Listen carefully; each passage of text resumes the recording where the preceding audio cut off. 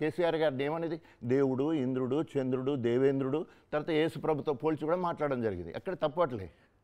కానీ ఆయనకి ఇచ్చిన ఇంటెలిజెన్స్ రిపోర్ట్ ఏమని ఉన్నది? ఆ ఇంటెలిజెన్స్ రిపోర్ట్లో నీకంటే ఎక్కువ ఆయన తిరుగుతున్నాడు, ఎప్పుడో ఏకమేక అయితే నువ్వు చదువుకుంటే మంచిగా ఉంటుందని చెప్పిందంట.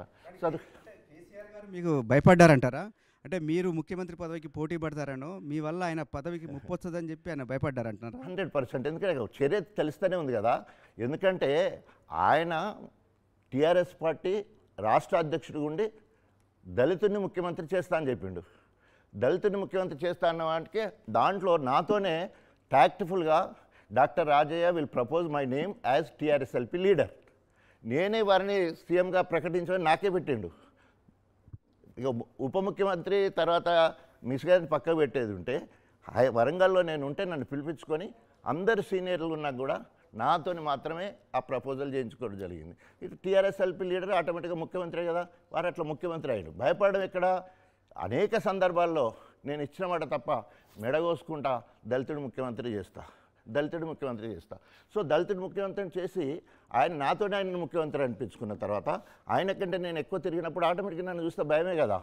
ఇంత గొప్ప తిరుగుతున్నాడు, ఎడ్యుకేషన్ ఉంది, ప్రజలలో యాక్సెప్టెన్సీ ఉన్నది, తర్వాత పెద్ద సామాజిక వర్గం. ఐఎమ్ ఎక్సీ మాదిగా. సో 12% మాదిగలు. ఏ ఒక్క కులాన్ని తీసుకున్నా కూడా తెలంగాణ మొత్తంలో అత్యధిక మాదిగ జనాభా ఉంది. దానికి ప్రతినిధిగా పోవడంతో ఏ జిల్లాకి వెళ్ళేది ఉంటే, ఉదాహరణకి ఖమ్మం జిల్లా పర్యటనకు పొద్దున 8 గంటలకు బయ్యారం దగ్గరికి వెళ్తే మొత్తము భద్రాచలం నుంచి వెళ్ళి అట్లా తిరిగి హెడ్ క్వార్టర్ ఖమ్మంకి వచ్చే వరకు 5:45 అయింది. డే అండ్ నైట్ మొత్తం కూడా ప్రజలు అంత యాక్సెప్టెన్సీ. టైం ఒక్కడే కావచ్చు. మీరు వ్యతిరేకించలేదా? మీ పేరుతోనే మీతోనే ఆయన పేరు టీఆర్ఎస్ఎల్పి నాయకుడిగా అనౌన్స్ చేయమన్నప్పుడు మీరు క్వశ్చన్ చేయలేదా? మీరు ఒక దళితుని ముఖ్యమంత్రి చేస్తా అన్నారు కదా, నా పేరు ప్రకటించండి అని చెప్పి మీరు అడగలేదా? ఆదిలోనే ఆయన గుణం తెలిసిపోయింది. 2012 మార్చి 23వ తారీఖు రిజల్ట్ వచ్చింది. టీఆర్ఎస్ పార్టీ ఎమ్మెల్యే గెలిచిన. అప్పటికే కేంద్రము అనుకూలంగా పావులు కదులుతూ ఉన్నాయి తెలంగాణ ఇస్తున్నట్టు.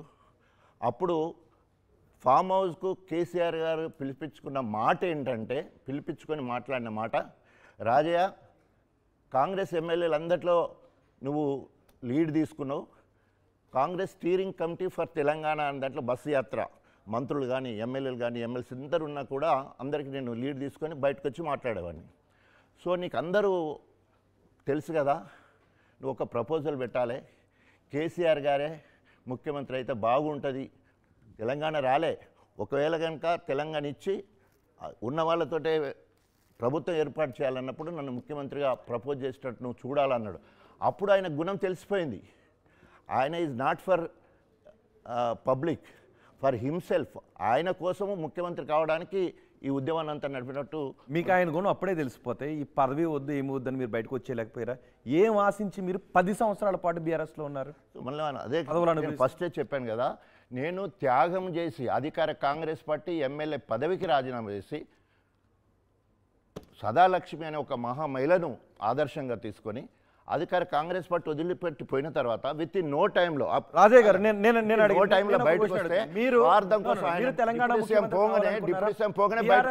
తెలంగాణ ముఖ్యమంత్రి కావాలని అనుకున్నారా? ఎప్పుడు ఊహించుకోలేదు. నేను అసలే ఊహించుకోలేదు. నేను తెలంగాణ రావాలనుకున్నాను అంతే తప్ప 99లో కాంగ్రెస్ అధికారంలోకి వస్తే వైఎస్ రాజశేఖర రెడ్డి నాకు హెల్త్ మినిస్టర్ ఇస్తా అన్నాడు. సో మధ్యలో కేసీఆర్తో డిస్కషన్ అయినప్పుడు వైఎస్ రాజశేఖర రెడ్డి ఫోన్ చేసి కూడా చెప్పాడు, రాజయ్య మంచోడు, మంచి డాక్టర్, మంచి అవకాశం ఇవ్వాలని చెప్పడం జరిగింది. సో అది నేను హెల్త్ మినిస్టర్ ఇస్తాననుకున్నా కానీ డిప్యూటీ సీఎం ఇస్తారని నేను అనుకోలే. కానీ ఎప్పుడైతే నాకు అవమానం జరగానే పోయేదిగా చూసినావా డాక్టర్ రాజయ్య, ఇన్ని రోజులు ఆయన వ్యక్తిగతంగా ఉప ముఖ్యమంత్రి అన్నంతసేపు ఉన్నాడు, ఉప ముఖ్యమంత్రి పోగానే బయటకు వచ్చాడు. ఆయన చేసింది త్యాగం కాదు, స్వార్థమే ఉన్నది. ఆయన ఆ రోజు ఎల్పీ నాయకుడిగా మీరు అయిష్టంగా అనౌన్స్ చేశారా ముఖ్యమంత్రి పేరును? నో, అప్పుడు పార్టీలో ఉన్నాను కాబట్టి పార్టీ పరంగా నాకు ఒక బాధ్యత చెప్పాడు, నేను ఆ బాధ్యత నెరవేర్చాలని అప్పటి వరకు ఉన్నాను. కానీ అప్పటి వరకు వ్యతిరేకత లేదు ఆయన మీద. నాకు ఆ క్షణం నుంచి వ్యతిరేకత మొదలైంది. ఆ క్షణంలో వ్యతిరేకత మొదలగాలి. డిప్యూటీ సీఎం ఎప్పుడైతే తీసేశారో బాధపడ్డను. ఎప్పుడైనా ఒకరు పోయిన తర్వాత బర్దరఫ్ కానీ తీసేసిన తర్వాత ఏమైతే జాతీయ రాజకీయ పార్టీలన్నీ కూడా నా దగ్గరికి వచ్చినాయి. అనేక రకాలు దాన్ని ప్రొవోక్ చేశారు.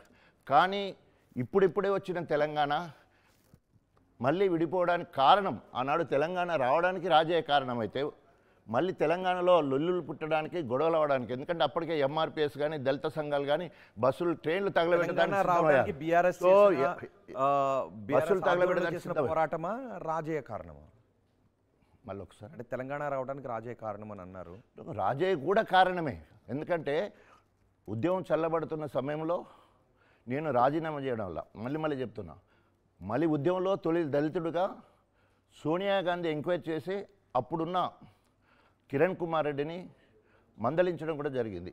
సీఎంగా ఉన్న కిరణ్ కుమార్, ఎందుకు ఒక దళిత నాయకుడు, మంచి డాక్టరు, జాతీయ స్థాయిలో అవార్డు వచ్చిన వాడు, స్పోక్స్ పర్సన్ ఉన్న అతన్ని ఎందుకు దూరం చేసుకున్నారు మీరు, ఎందుకు పట్టించుకోలేదని చెప్పేసి సోనియా గాంధీ మందలించినట్టు కూడా తెలిసింది. సో కాబట్టి నా ఇంపార్టెన్స్ ఏంటంటే